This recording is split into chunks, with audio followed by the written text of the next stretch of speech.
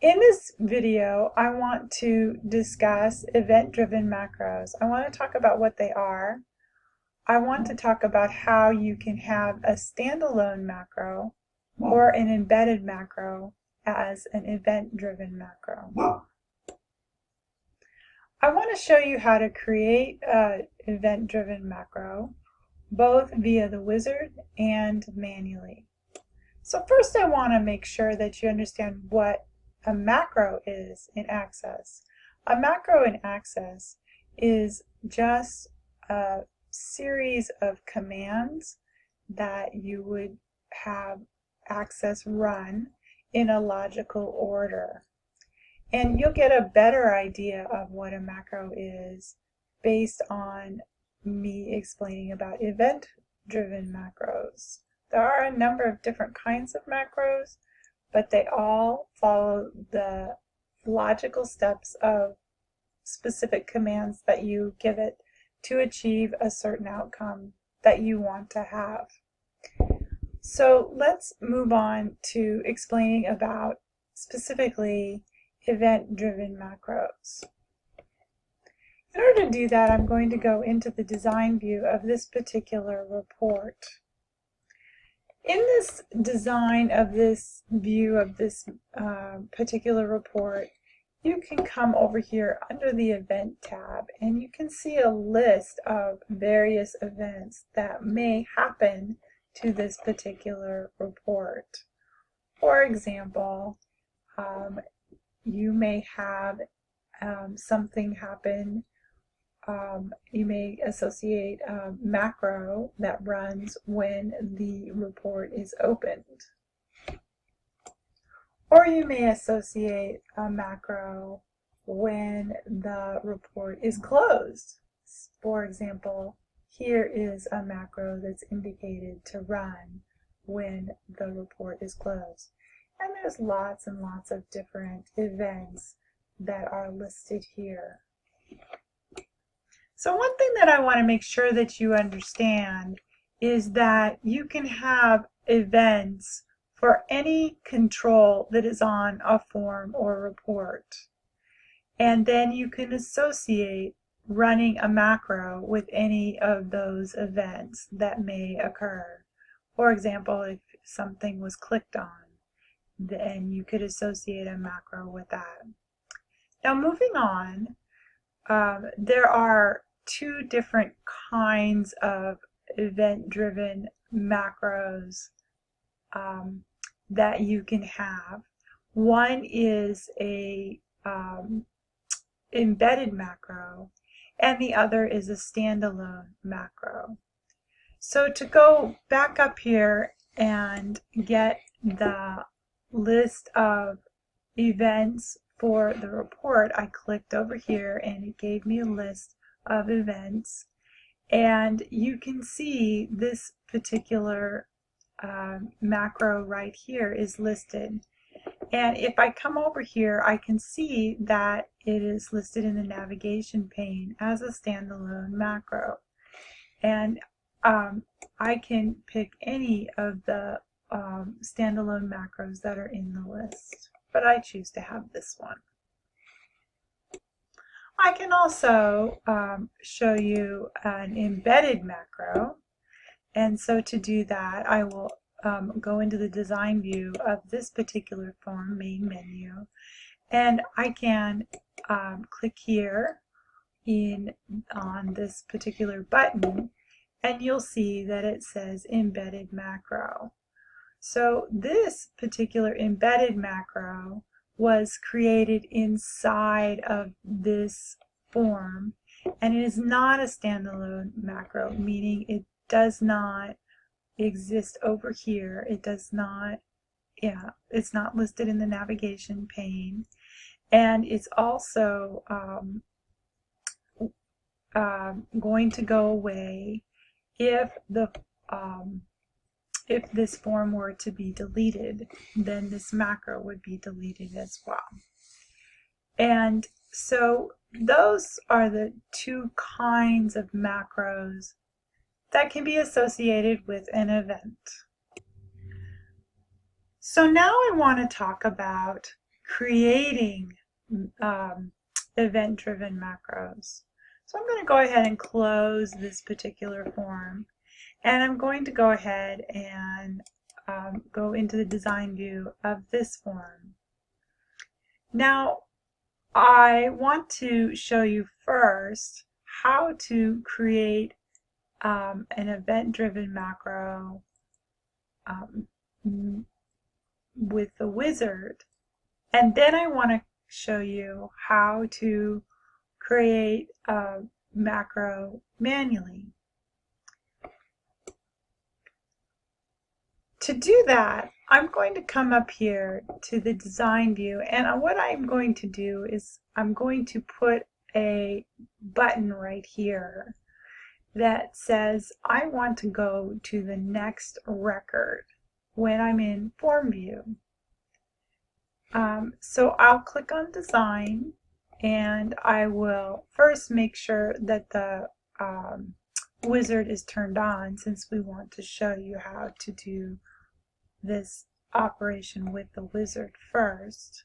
So I'll click on use control wizards, and then I'll click on this button icon, and then I'll click here twice, and now it's come up with the wizard.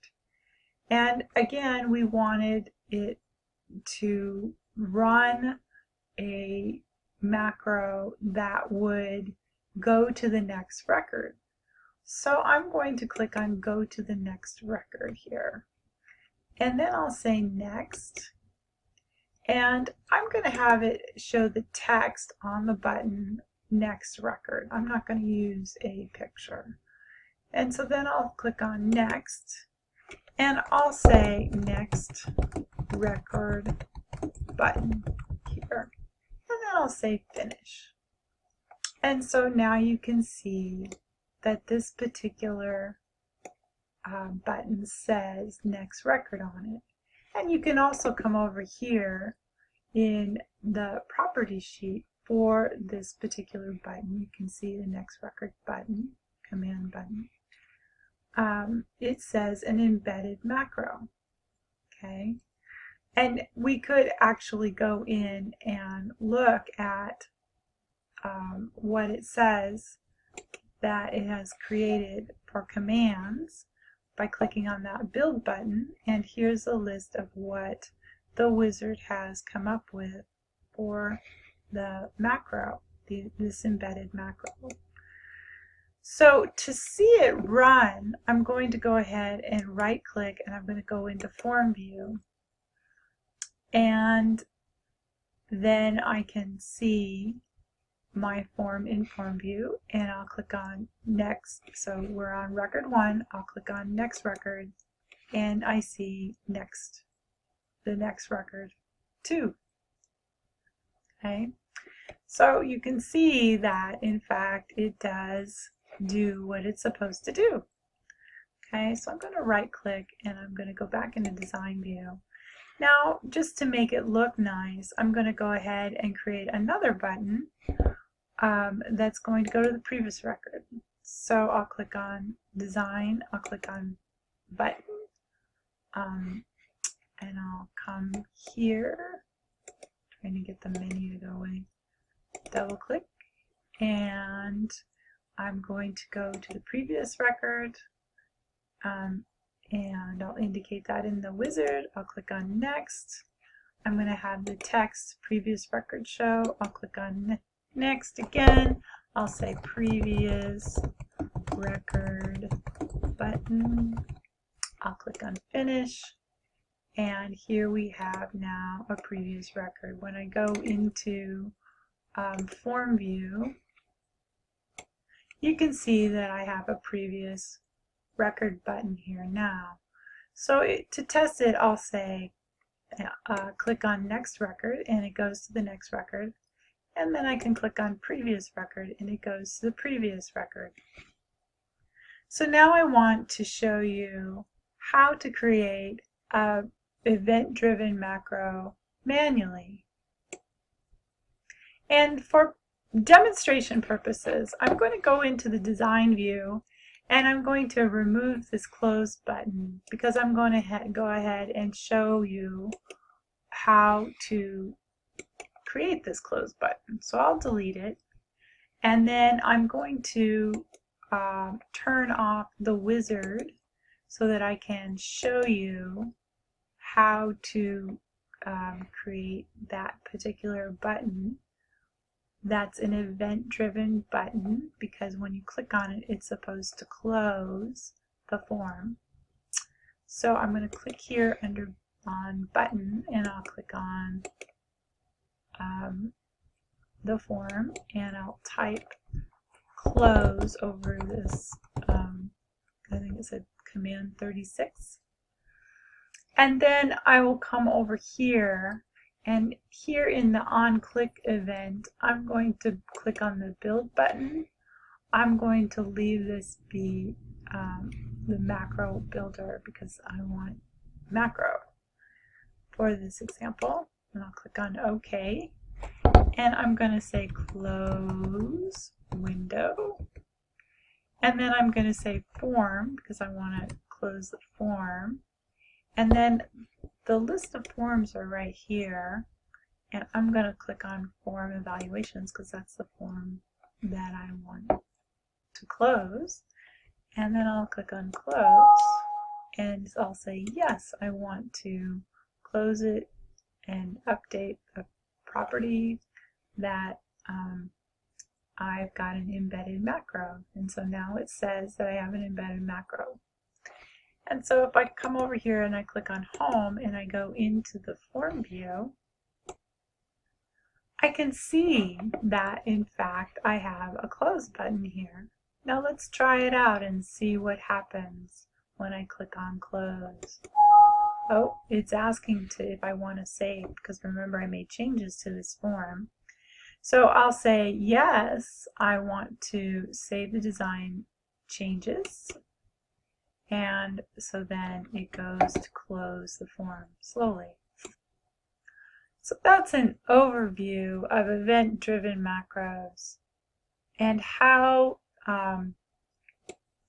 you can use the wizard to create an embedded macro, or you can also create an embedded macro manually, or you can also use a standalone macro that's associated with an event in a form or a report. And remember, any control can have associated with it a macro to run.